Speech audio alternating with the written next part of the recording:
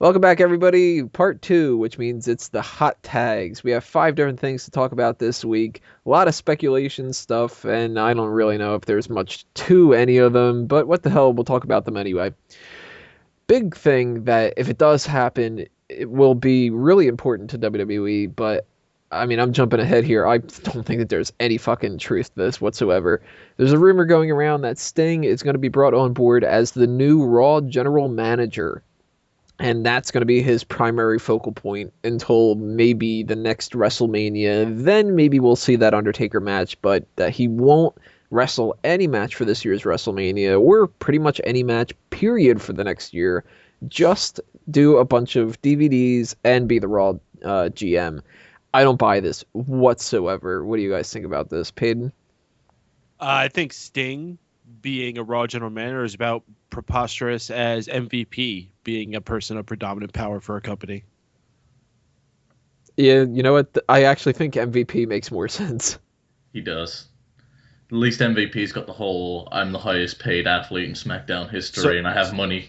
so is Sting just gonna like shout orders with his makeup on? Maybe. I don't know. Maybe it'll be like a game. Like he'll keep doing that Joker thing that he was doing in TNA, and everything will be like plotted out, and it'll turn out that like by the end of the movie, there's the Raw roster and the SmackDown roster on two different boats, and it's some kind of a new gimmick match that they're building up to or something. I don't This know. sounds like a terrible idea, and this also sounds like scoop, scoop, scoop, scuttlebutt. If they bring Sting in, that's their main plan of what to do with him for his first year. If they don't want to have him wrestle for a little while, I'm okay with that. If they want to hold off a year, they just want to work out some deals, get him into the video games, get some DVDs out there, all that. That's well and good. Then surprise people later on with him coming in for some kind of match. But a general manager, that just doesn't fit. It doesn't fit his character. It's like saying let's have I don't know, Kofi Kingston be Raw general manager. And wasn't he some kind of like a general manager or something like that on TNA not that long ago? He was like their commissioner, I or think I think he owned the company for a period of time.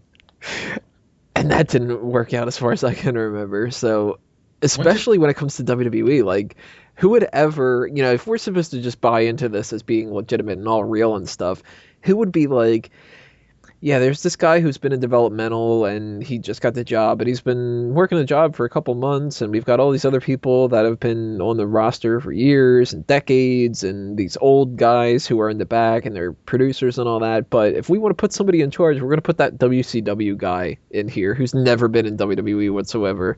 That would never make any sense.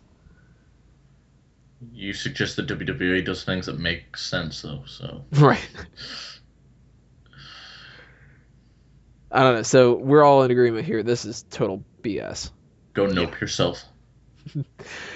Another rumor of some kind of a Raw host is Mick Foley has said that WWE approached him to do a Raw wrap-up show. Now, I don't know if that's really necessarily to do the Raw post-show, but hey, if he wants to do our Raw post-show, then he's more than welcome to, right? You got his number still, right? Yeah, I should, unless he changed it. Just give him a call. Yo, you want to do the Raw post-show? He'll be like, I don't know. I told WWE maybe, so I don't know. I don't think he watches Raw ever since he put some up for his TV. maybe. I don't know if this is the same thing though. This maybe is a different type of show. Maybe it's they're gonna do like a Raw post show with Scott Stanford and Renee Young or something like that, and then do a wrap up show where you get like the legends comment on stuff or anything like that. Or maybe this is a Raw post show, or maybe it's something completely different. I have no idea. But Mick Foley hosting a show, good as far as I'm concerned. I probably won't watch it because there's no point in rewatching a show that just happened and then keeping like a kayfabe kind of thing going on. But hey, if it's just his opinions about it, all the better. I think it's cool. Peyton? Yeah, I think this could be a cool little thing. Rather than an actual post show like we do on Mega Powers Radio, he could do something later on in the week where the camera's just getting him. I think it would be especially cool if it just comes to him in like a den where he's sitting in a chair and he just talks about everything that happened on Raw that week. Wago, what do you think? Yeah, I suppose it could be good. I mean, Mick Foley's fun personality. If I was going to do a Raw post show like a wrap up show, I'd get that black guy from Family Guy, the one that go saying you'd like. So what did you think of Raw? It sucked. Ollie Williams. Yeah, Yeah, I think that's a better idea than Mick Foley.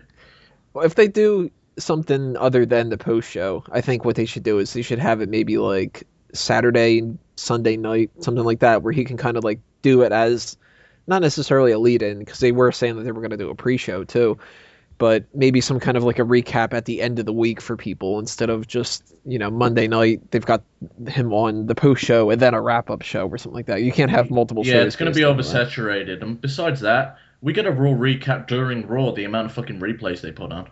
Yeah. So hell, maybe they'll tone those down. I can hope so. You can only fucking hope. And then stop doing them on SmackDown, and then probably stop doing SmackDown, period. Because if it's not just recap stuff of Raw, then what is SmackDown? We need more Del Rio anti-bullying campaigns. Speaking of Del Rio, another hot tag. There are rumors that not only is CM Punk gone completely from the company, but that Alberto Del Rio is basically on his way out, and that he might just be flat out retiring, not taking time off or going to another company. He just might be done with wrestling, period. The Scoops and everything is reporting that he has enough money. He doesn't really care that much anymore. He doesn't think that he'll be going that far anymore because he's already been, thrust into the world title picture for the last, what feels like 20 years. And now that they've only got that one title, it's going to be a lot harder. And so far, he's taken a step down. Now he's being fed to Batista. He's pretty much called for an Intercontinental title at the most, I would think. So I guess he just sees the writing on the wall, and he's old enough now where he just doesn't want to do it anymore. And if that happens and he doesn't re-sign when his contract is up, which I forget when it said that it was supposed to be coming up. I think it's over the next couple months or so. Probably like June or something. If he doesn't re-sign, then that's another person that WWE doesn't have for that main event spot, which, although he's not the same caliber as CM Punk, it still kind of hurts him. Peyton? Yeah, it's always a shame when someone who they really rely on to go out there and play a key role in whatever the constant story of events is has to go. Alberto Del Rio, I think, still is fairly young, where he still has lots of years that he could have left to give. And it's kind of a shame that if this is true and he feels just because he's not going to be that top role spot anymore, it's time for him just to go. He still has a lot that he could give to the business. The guy does have some knowledge in him, and if he wanted to stick around as someone that helps some of the younger guys coming up, I think he would be one of those perfect guys to go out there and give them a reliable, safe match every single week. I'm not going to miss him, though, if we're just going to speak frankly about it. Oh, no, me neither. Yeah, me personally, I'm not going to miss him too much. No, I mean, what does this mean for Ricardo? I mean, I guess they've been apart for a while now, but he's on the Spanish commentary table now. Mm-hmm. He's just gonna do that forever? Yep. Maybe. He might have some other kind of a role backstage too. He said something about like being a trainer or something. I don't know if that's like actually like being a trainer, like he's gonna go down to the Performance Center and do that or anything, but maybe he is just like kind of bopping back and forth between different spots because they really like him and they're like, well, we'll figure out some place for you and not Matt Striker you. Needs a trainer, fat little fuck. Del Rio has a point, though. I mean, he's pretty much done all there is to do. He's won the Royal Rumble. He's won the World Heavyweight and the WWE title multiple times. He was a key feature on the SmackDown brand for the last dying days of the brand split. He's done all he really needs to do. And if he doesn't want to stick around just to be another character in the story going through the next couple of years, then fine, go. Bye. Peyton, Wego, what do you think? You gonna miss Del Rio, or are you the same apathetic, who cares? I don't give a fuck. And this does not hurt WWE whatsoever. That guy's probably costing them more than he's ever fucking drawn. The only place that he can do well is when they visit Mexico, and that's to draw a decent gate when they go down there. But other than that, all year round, the guy probably costs them more than he ever made. So it doesn't hurt WWE, and it only benefits me as a viewer to see him go. He's boring. He's abysmal. I cannot stand him. Thank fuck if he's retiring. Please go away. Don't look back. Don't think, oh, but maybe I should have done this. No, just go. No one wants you. You know what's going to happen now because we want him to leave. He's going to resign. He'll be the WWE champion. He'll win the Royal Rumble as the WWE champion and fight himself at WrestleMania next year. Probably. WrestleMania 31, Alberto Del Rio as a babyface against Alberto Del Rio as a heel. God. They would do that too. That would be something fucking stupid that they would do because they love him so much. Fucking, I don't know what was worse, him as a heel or him as a good guy. I mean, both face and heel Del Rio were fucking abysmal. I don't know. It's the same character, except you detest him more as a face. I think he's probably better as a heel. I mean, we did a heel or face segment about Del Rio before, but at the same time, I don't really like him as a heel either. That's just because I don't really like Del Rio. Fuck Del Rio.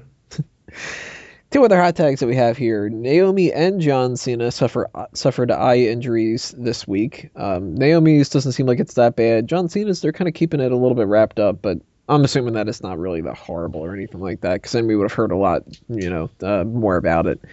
But the one thing about Naomi's, or Naoma's, as we were calling her in the Raw post show, the report had said that it was like decent enough that she needed Tylenol and that was about it. So it's like, oh my god, this huge report of Naomi suffers a giant eye injury and takes some Motrin and goes home and sleeps it off. I don't know about John Cena's though, so who knows if it's going to play any factor, but I doubt it. But hey, injuries are one of those things that people like hearing about, so might as well talk about it. Peyton? I think this is all a work because right now John Cena can't see me.